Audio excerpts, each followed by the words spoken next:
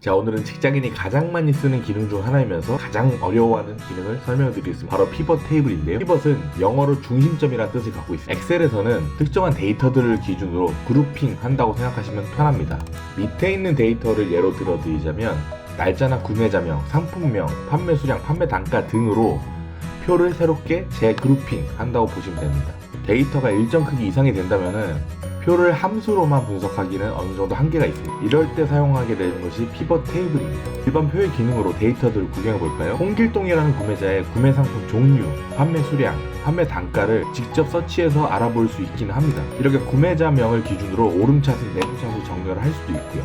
하지만 이 경우에는 표가 작아서 한눈에 보일 뿐이지 표의 크기가 4, 5만 행은커녕 100개 정도의 행만 넘어가도 일반 표의 기능이나 함수의 기능만으로 데이터들을 취합하기에는 참 애로사항이 많습니다. 피벗 테이블 만들기 전에 유의사항 빠르게 말씀드리겠습니다.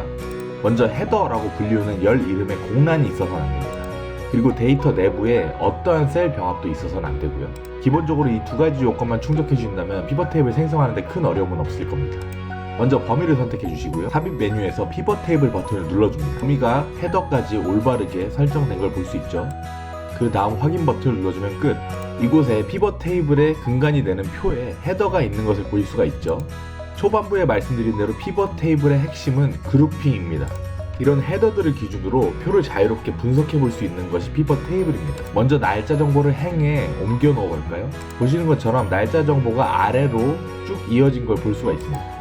반대로 날짜 정보를 열에 놓으면은 오른쪽으로 쭉 배열이 된 걸 볼 수가 있죠. 구매자 정보를 행에 추가해 보겠습니다. 당연히 구매자명이 아래로 나열이 되겠죠. 여기까지가 기본적인 피벗 테이블의 틀이 완성이 된 겁니다.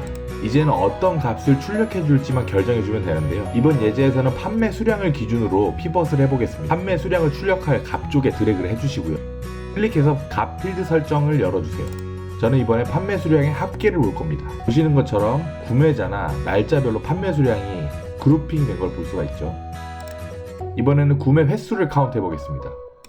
개수 기준으로 피벗 해주시고요.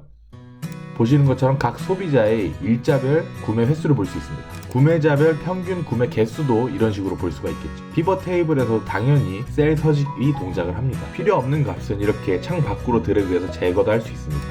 응용 사용 예제도 한번 보여드리겠습니다. 곧 피벗 테이블 쓰는 이유기도 한데요. 구매자명 아래에 상품명 정보를 드래그하면은 각 구매자가 어떤 상품을 구매했는지도 알 수가 있는 겁니다. 보시는 것처럼 틀이 완성이 일단 됐죠. 그러면 저희는 이 틀 안에 어떤 값들을 출력해줄지 피벗 해줄지 결정만 하면 됩니다. 판매 수량은 아까 피벗 해봤으니 이번엔 판매 단가를 피벗 해보겠습니다. 이렇게 되면 어떤 소비자가 어떤 제품을 몇 월 며칠에 얼마를 주고 사는지 효율적으로 테이블을 분석해 볼 수가 있겠죠. 앞서 설명드린 것처럼 피벗 테이블은 방대한 표를 집계하여 더해보고 평균 내보고 개수를 세보고 그 틀을 자유자재로 변형할 수 있는 기능을 제공하는 일반 표의 확장 기능 격입니다. 기업에서 의사결정할 때 분석이라는 것 빼놓을 수 없는 매우 중요한 요소이기에 현업에서 반드시 알아두어야 할 엑셀 기능입니다.